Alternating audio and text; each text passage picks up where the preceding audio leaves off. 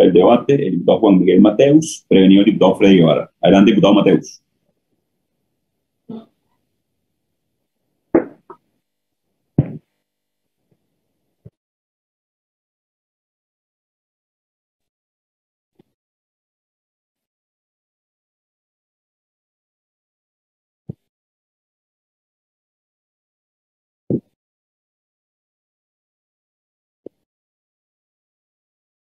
Buenas tardes, ciudadano presidente, colegas parlamentarios, pueblo de Venezuela.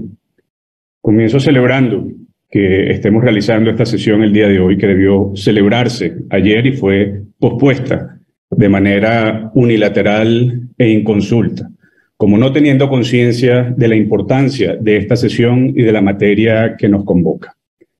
En segundo lugar, me parece que es muy relevante traer a colación que todo lo que estamos haciendo en este momento, todos, tiene que ver con el objetivo supremo de derrotar a la dictadura y de rehacer la unidad, pero una unidad verdadera, no del chantaje ni de la imposición. Antes de considerar el artículo 1 del informe, quisiera decirle al ciudadano presidente Guaidó que hemos tomado nota de su propuesta del día de ayer de que permanezca el gobierno interino, pero que él sea sustituido en la presidencia encargada.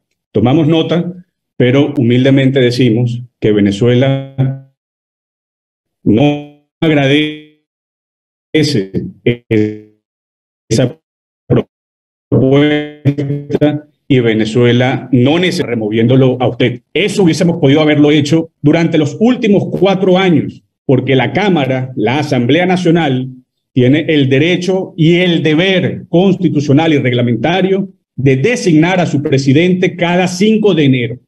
Y lo que ha ocurrido durante estos años es que cada 5 de enero, de manera generosa, le hemos dado un voto de confianza para conducir al país y a la Asamblea Nacional a un proceso de democratización. En ese sentido, quiero decirle, ciudadano presidente, con el cariño de siempre y con el respeto que nos embarga a todos, que no es justo que usted se coloque en este momento como un chivo expiatorio, como una víctima propiciatoria y a los partidos políticos como unos verdugos. Eso no es bueno para Venezuela, no es bueno para rehacer a la unidad. Y tampoco es justo, merece la pena que se diga, tampoco es justo que los diputados de los grupos parlamentarios que apoyamos la reforma, porque así nos lo dicta la conciencia, sean sometidos a presiones indebidas en privado y en público. De manera que el problema no está solo en el maquinista, sino también en la máquina. Y Venezuela necesita una nueva máquina, nuevas máquinas para derrotar a la dictadura de Maduro y para retomar la senda del progreso. Ahora bien, consideramos el artículo 1 del informe presentado por la comisión que trabajó la reforma de la ley del estatuto que rige la transición. Una primera cosa que debe decirse es precisamente la necesidad de la reforma y lo que esto tiene que ver con los consensos. Tenemos que reformar el estatuto y por eso la urgencia de esta sesión, porque si no reformamos el estatuto, no solo desaparece el gobierno interino, sino también la Asamblea Nacional y la posibilidad de defender los activos en el extranjero. Y eso no lo digo yo, está referido en el mismo preámbulo de la reforma, cuando se dice que la Asamblea Nacional decidió que el gobierno interino solamente iba a existir hasta el 4 de enero de 2023, es decir, hasta dentro de muy pocos días. Ese fue el consenso real que se construyó desde 2020, cuando reformamos por primera vez en diciembre la ley del estatuto.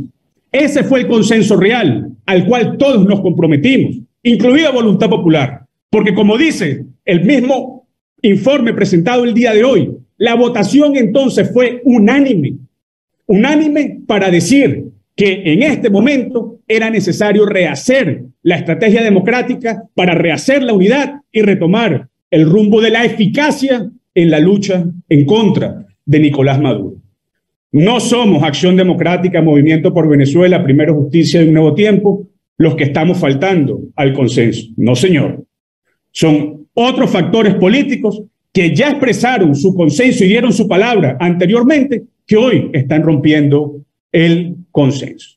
De manera que es muy importante que se sepa que sí necesitamos la reforma del estatuto. En segundo lugar, desde el punto de vista jurídico, no es verdad que el gobierno interino exista en la Constitución y no es verdad que no lo haya creado la Asamblea Nacional.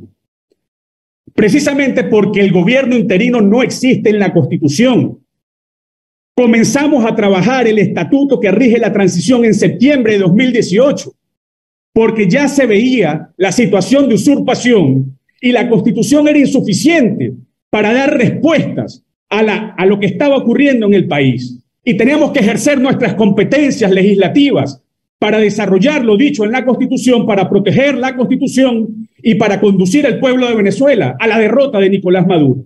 Por eso comenzamos a redactar el estatuto en septiembre de 2018 y por eso se aprobó el estatuto en primera discusión muy temprano en 2019, los primeros días de enero, para que fuese posible que usted, presidente Juan Guaidó, tomara juramento el 23 de enero. Pero no es verdad, insisto, que la Asamblea Nacional no tiene nada que ver con el gobierno interino. El gobierno interino fue una emanación, una emergencia de la Asamblea Nacional. En segundo lugar, quiero meter la lupa en el artículo 233 de la Constitución, porque no es verdad que el artículo 233 de la Constitución crea el gobierno interino, ya lo he dicho. El diputado Richard Blanco leyó el artículo 233 de la Constitución.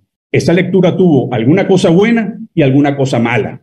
La cosa buena es que leyó de manera clara y diáfana el párrafo primero del artículo 233. La cosa mala es que ese párrafo no explica la existencia del gobierno interino y omitió la lectura del párrafo segundo del artículo 233, que es lo que nos da, en este sentido, la fundamentación para desarrollar el estatuto y crear el gobierno encargado.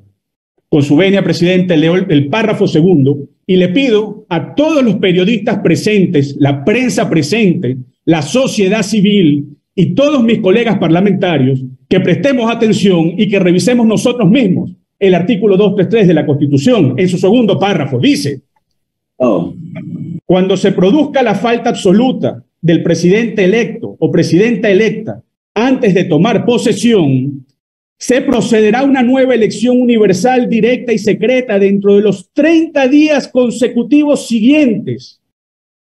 Mientras se elige y toma posesión el nuevo presidente o la nueva presidenta, se encargará de la presidencia de la República el presidente o presidenta de la Asamblea Nacional. Esto es lo más parecido al supuesto que teníamos entonces de no tener presidente electo. Y lo que indica la norma, básicamente, es que el presidente de la Asamblea Nacional debe separarse de su cargo para asumir la presidencia encargada y conducir al país a unas elecciones dentro de los próximos 30 días. ¿Y qué es lo que hemos tenido? Y ahí el realismo del asunto. Hemos tenido un presidente de la Asamblea Nacional que, poniendo en duda la separación de poderes, ha ejercido al mismo tiempo la presidencia de la Asamblea y la presidencia encargada. Hemos tenido un gobierno interino que tenía fecha de caducidad y carácter transitorio. Nadie compra los 30 días, pero tampoco 4 años, y lo que era algo provisional se convirtió en perpetuo, 4 años, con aspiración de 1 año más. Y por supuesto, también hemos tenido que no se celebraron las elecciones, de manera que el 233 perdió su razón de ser para justificar el gobierno interino. Porque la verdad, colegas parlamentarios, es que el gobierno interino y el Estatuto de la Transición fueron planteados, fueron pensados cuando teníamos la certeza de que el cambio político era inminente.